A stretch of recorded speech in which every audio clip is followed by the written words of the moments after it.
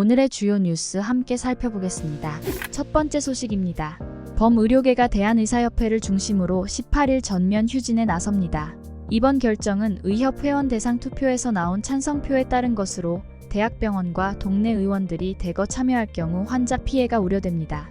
다만 2020년 의대 증원 반대 투쟁 때 동네 의원들의 참여율이 낮았던 점을 고려할 때 참여율이 높지 않을 가능성도 있습니다. 의협은 9일 전국 의사 대표자 회의를 열고 18일 전면 휴진과 총궐기 대회 개최를 선언했습니다. 이면택 의협 회장은 정부의 무책임한 의료농단에 맞서 총력 투쟁을 전개하겠다고 밝혔습니다. 의협은 4일부터 7일까지 진행된 회원 설문조사에서 63.3%의 투표율을 기록했으며 정부의 의료농단을 저지하기 위한 의협의 강경한 투쟁에는 90.6%, 휴진을 포함한 단체 행동 참여에는 73.5%가 찬성했습니다. 의협은 의대 증원 반대와 복귀 전공의 행정처분 중단에 대한 불만이 높은 지지율의 배경이라고 설명했습니다. 환자 단체들은 의사단체의 휴진 결정에 대해 이기적이고 모렴치한 결정이라며 철회를 촉구했습니다. 전국 보건의료산업노동조합 관계자도 집단행동 대신 전공의 복귀를 독려해야 한다고 주장했습니다.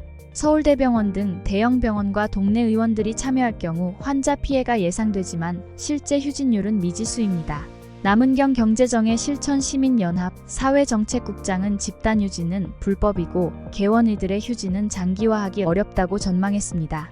다음 뉴스입니다. 조국혁신당의 조국 대표가 오늘 10일 오전 최고위원회의 모두 발언에서 해외 순방길에 오른 윤석열 대통령을 강하게 비난했습니다. 조 대표는 지금 집에 불이 나서 식구들 모두 불 끄려고 이리 뛰고 저리 뛰는데 빚쟁이 가장은 친구 사귀겠다고 소주잔 부딪히러 가는 꼴이라며 윤 대통령의 해외 순방을 비판했습니다. 이어 이번 해외 순방을 K-실크로드 협력 구상으로 포장했는데 한가해 보인다며 한동안 숨어 지내던 배우자 김건희 씨도 동행했다고 지적했습니다.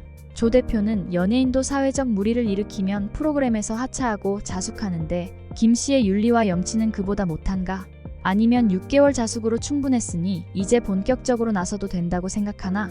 윤 대통령을 통해 서울중앙지검장과 자신의 사건을 담당한 차장들을 교체하고 나니 자신만만해진 건가라고 꼬집었습니다. 또한 지금 윤 대통령과 장관 등 공식 수행원이 있어야 할 곳은 실크로드로 가는 비행기안이 아니라 비상경제대책회의장이라며 김 씨가 있을 곳은 해외 정상 배우자와 마주 앉는 화려한 사교장이 아니라 서울중앙지검 조사실이어야 한다고 비판했습니다.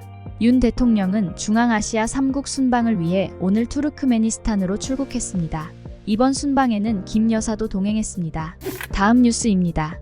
윤석열 대통령의 지지율이 9주 연속 30% 초반대를 기록했다는 여론조사 결과가 10일 나왔습니다.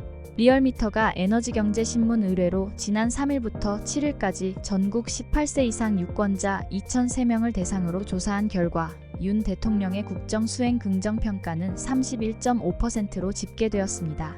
이는 일주일 전보다 0.9%포인트 상승한 수치입니다. 부정평가는 0.8%포인트 하락한 65.1%로 조사되었습니다. 윤 대통령 지지율은 4월 1주 37.3%를 기록한 이후 30% 초반대에서 유지되고 있습니다. 한편 지난 5일과 7일 전국 18세 이상 1,000명을 대상으로 진행한 정당 지지도 조사에서는 국민의힘 34.5%, 더불어민주당 35.6%를 기록했습니다. 일주일 전 조사에 비해 국민의힘은 1.4%포인트, 민주당은 1.8%포인트 상승했습니다. 이외에도 조국혁신당 13.0%, 개혁신당 5.2%, 새로운미래 1.6%, 진보당 1.3%, 기타 정당 1.6% 등으로 나타났습니다. 무당층은 7.2%로 조사되었습니다. 자세한 사항은 중앙선거 여론조사심의위원회 홈페이지를 참조하시면 됩니다. 다음 뉴스입니다. 북한이 지난 8일 밤 11시부터 9일 오전 10시까지 330여 개의 대남 오물풍선을 띄웠습니다. 이 가운데 80여 개가 군사분계선 이남 남쪽 땅에 떨어졌으며 북한은 9일 밤에도 다시 풍선을 띄웠습니다. 합동참모본부는 9일 이번 북한의 오물풍선은 서풍 계열의 바람 영향으로 주로 경기 북부와 서울, 강원 북부에서 관측됐으며 충청도와 경상도 이남 지역에서는 발견되지 않았다고 밝혔습니다. 오물풍선에는 종이, 비닐, 폐지, 플라스틱 등 쓰레기가 달려 있었습니다. 군 당국은 이번에도 풍선을 격추하지 않고 추적하다가 땅에 떨어지면 수거했습니다. 북한이 남쪽으로 풍선을 보내기 위해서는 북서풍이나 북동풍이 불 때 풍선을 띄워야 합니다. 그러나 북한은 8일 밤과 9일 밤에는 동쪽으로 부는 서풍인데도 풍선을 띄웠습니다. 그 결과 풍선 330여 개 중 약 24%인 80여 개만 남쪽 땅에 도달하고 나머지는 바다, 산악 북한 땅에 떨어졌습니다. 북한은 풍향을 고려한 살포의 효율성보다는 대북 전단 절대 불가라는 메시지를 즉시 강력하게 발신하는 것을 우선시했을 수 있습니다. 다음 뉴스입니다. 올해 현대기아의 미국 전기차 시장 점유율이 1월에서 5월 기준으로 역대 최고치를 기록했습니다. 한국자동차 모빌리티 산업협회에 따르면 올해 초 미국에서 판매된 전기차 43만 7,246대 중 현대 기아 전기차는 4만 8,838대로 11.2%의 점유율을 차지했습니다. 이는 현대 기아가 미국 전기차 시장에서 기록한 가장 높은 점유율입니다. 현대 기아는 최근 5년간 미국 전기차 시장에서 꾸준히 점유율을 높여왔습니다. 2020년 3.2%, 2021년 3.4%, 2022년 10.6%를 기록했으며 작년에는 시장 확장 속도를 따라가지 못해 6.8%로 하락했으나 올해는 다시 두 자릿수 점유율을 회복했습니다. 현대 기아의 전기차 판매량 증가는 테슬라와의 점유율 격차를 줄이는 데도 기여했습니다. 현대 기아의 미국 전기차 시장에서의 성공 배경에는 적절한 인센티브 정책과 신차 출시 효과가 있습니다. 현대차 기획재경본부의 이승조 본부장은 전기차 수요 감소로 인센티브 계획이 상승하는 추세라고 밝혔습니다. 특히 작년 말 출시된 기아 EV9은 올해 1월에서 5월 사이 7,766대가 팔리며 판매량 확대에 기여했습니다.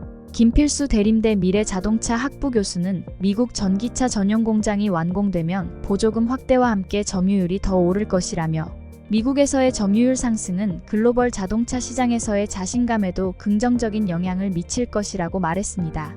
다음 뉴스입니다. 이스라엘군이 지난해 하마스에 잡혀갔던 인질 4명을 구출했습니다.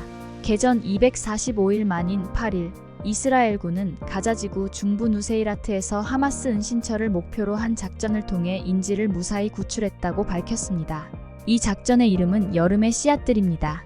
베냐민 네타냐후 이스라엘 총리는 병원을 방문해 인질들의 안전을 확인하고 향후에도 유사한 작전을 계속할 것이라고 강조했습니다. 하지만 이번 작전에서 팔레스타인 민간인이 다수 희생된 것으로 알려져 논란이 일고 있습니다. 가자지구 당국에 따르면 작전 도중 최소 274명이 사망하고 598명이 다쳤습니다. 이스라엘군은 다수의 민간인 피해를 인정했지만 희생자 수는 100명 미만이라고 주장하며 테러범이 얼마나 포함되었는지는 알 수 없다고 덧붙였습니다. 팔레스타인 자치정부의 마무드 아바스 수반은 이스라엘의 공격을 피비린내 나는 학살로 규정하며 UN 안전보장이사회 긴급회의 소집을 요구했습니다. 서방에서도 비판이 나왔습니다. 유럽연합의 주제프 보렐 외교안보 고위 대표는 민간인 학살이라며 이를 강력히 규탄했습니다. 이집트 역시 이스라엘의 공격을 비난하며 이는 국제법과 인도주의적 가치를 위반한 행위라고 비판했습니다. 다음 뉴스입니다.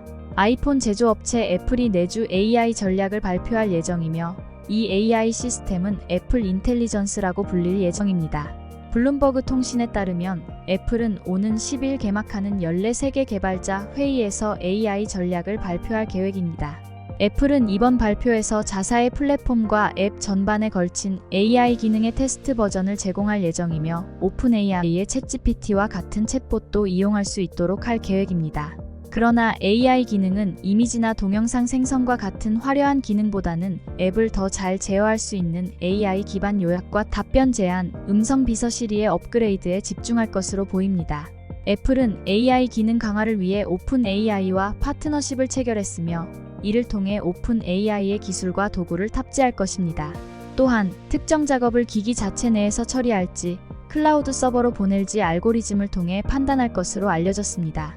새로운 AI 기능을 이용하려면 아이패드나 맥에서는 M1 칩 이상이 탑재된 기기가 필요하며 아이폰의 경우 아이폰 15 프로나 올해 출시 예정인 아이폰 16 시리즈로 제한될 수 있습니다. 애플은 사용자에게 새로운 AI 기능을 강제로 사용하도록 요구하지 않고 선택적으로 사용할 수 있도록 할 것이라고 밝혔습니다. 마지막으로 날씨입니다. 11일 화요일인 내일은 전국이 대체로 맑겠으나 중부 내륙과 제주도에는 가끔 구름이 많겠습니다. 아침 최저기온은 16에서 22도, 낮 최고기온은 26에서 34도로 예보되었습니다. 낮 최고기온은 평년보다 3에서 5도 이상 높아 매우 덥겠습니다. 기상청에 따르면 일 최고기온이 33도 이상인 날은 폭염일로 분류됩니다. 최고 체감온도 33도를 웃도는 상태가 2일 이상 계속되거나 더위로 큰 피해가 예상될 때 폭염주의보가 내려집니다. 당분간 전국 대부분 지역에서 최고 체감온도가 31도 이상으로 올라 덥겠으니 건강관리에 유의하시기 바랍니다. 미세먼지 농도는 전국이 좋음에서 보통 수준으로 예상됩니다. 날씨였습니다. 오늘의 주요 뉴스는 여기까지입니다. 구독과 좋아요, 알람 설정은 뉴스 제작에 큰 힘이 됩니다. 시청해주셔서 감사합니다.